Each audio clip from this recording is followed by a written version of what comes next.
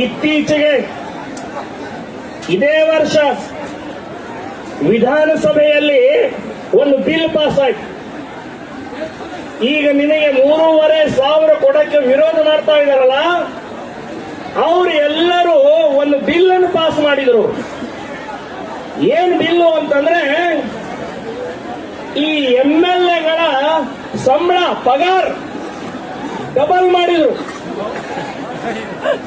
ಅವರ ಭತ್ಯೆ ಇರಬಹುದು, ಅವರ ಮನೆ ಬಾಡಿಗೆ ಇರಬಹುದು, ಅವ್ರ ಕಾರಿನ ವ್ಯವಸ್ಥೆ ಇರಬಹುದು, ಟೆಲಿಫೋನಿನ ವ್ಯವಸ್ಥೆ ಇರಬಹುದು, ಲಕ್ಷಗಟ್ಲೆ, ಸಾವಿರಲ್ಲ ಲಕ್ಷಗಟ್ಲೆ ಡಬಲ್ ಮಾಡ್ಕೊಂಡ್ಬಿಟ್ರು. ಅಲ್ಲಿದ್ದಂತ ಒಬ್ಬನೇ ಒಬ್ಬ MLA MLC ಮಂತ್ರಿ ಕಂತ್ರಿಗಳು ಬಿಟ್ಟಿಕ್ಕಲಿಲ್ಲ, ವಿರೋಧ ಮಾಡಲಿಲ್ಲ, ಬಡ್ಡಿ ಮಕ್ಕಳು ವಿರೋಧ ಮಾಡಲಿಲ್ಲವೇ. ಈಗ ವಿರೋಧ ಮಾಡ್ತಾ ಇದ್ದಾರೆ. ಈಗ ನಿಮಗೆ 3,500 ಕೊಡಬೇಕು ಅಂತಂದ್ರೆ ಅದಾಗೋದಿಲ್ಲ. ಅದು ಫ್ಯಾಕ್ಟರಿಗಳ ಹಾಗೆ ಮೊಲಾಸಿಸ್ಗೆ ಸಾಲ ತಗೊಂಡಿದ್ದಾರೆ, ಫ್ಯಾಕ್ಟರಿ ಓನರ್ ಸಾಲ ತಗೊಂಡಿದ್ದಾರೆ ಅಂತ ಹೇಳ್ತಾರೆ. ಏನ್ ಸಾಲ ತಗೊಂಡಿದ್ದೆ? ನಮ್ಮ ಉಪಕಾರಕ್ಕೆ ತಗೊಂಡಿದ್ದೀರಿ, ನಿಮಗೆ ಲಾಭ ಸಿಗತ್ತೆ, ನೀವು ಮಜಾ ಉಡಾಯಿಸ್ತಾ ಇದ್ದೀರಿ. ನೀವು ಸುಮ್ಮನೆ ಸಾಲ ತಗೊಳ್ಳೋಲ್ಲ. ನೀವು ಫ್ಯಾಕ್ಟರಿ ಸಾಲ ತಗೊಂಡು ಫ್ಯಾಕ್ಟರಿ ಕಟ್ಟಿದ್ದು ರೈತರ ಉದ್ಧಾರಕ್ಕಲ್ಲ, ರೈತರ ಉಪಕಾರಕ್ಕಲ್ಲ. ನೀವು ನಿಮ್ಮ ಉದ್ಧಾರಕ್ಕೋಸ್ಕರ ಮಾಡ್ತಾ ಇದ್ದಾರೆ ಅಂತ ಒಂದು ನೆನಪಿಟ್ಕೊಳ್ಳಿ.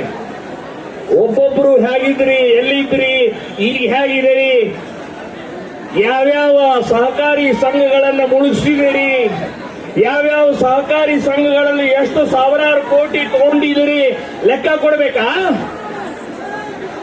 ನಾಟಕ ಮಾಡ್ತೀರಿ, ನಾಟಕ. ವ್ಯವಸ್ಥೆ ಕುಲುಗೆಟ್ಟು ಹೋಗಿದೆ ಬಂಧುಗಳೇ.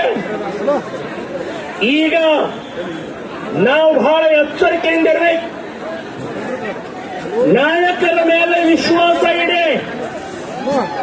ನಾಯಕರಂದ್ರೆ ಇವತ್ತು ನಮ್ಮನ್ನ ಒಟ್ಟುಗೂಡಿಸಿ ಇಡೀ ಕರ್ನಾಟಕ ರಾಜ್ಯವನ್ನ ನೋಡುವ ಹಾಗೆ ಮಾಡಿದಾರಲ್ಲ, ಆ ಗುರೂಜಿ ಮತ್ತು ಪೂಜಾರಿ ಇಬ್ಬರ ಬಗ್ಗೆ ಪೂರ್ಣ ನಂಬಿಕೆ ಇಡಬೇಕು, 100% ನಂಬಿಕೆ ಇಡಬೇಕು.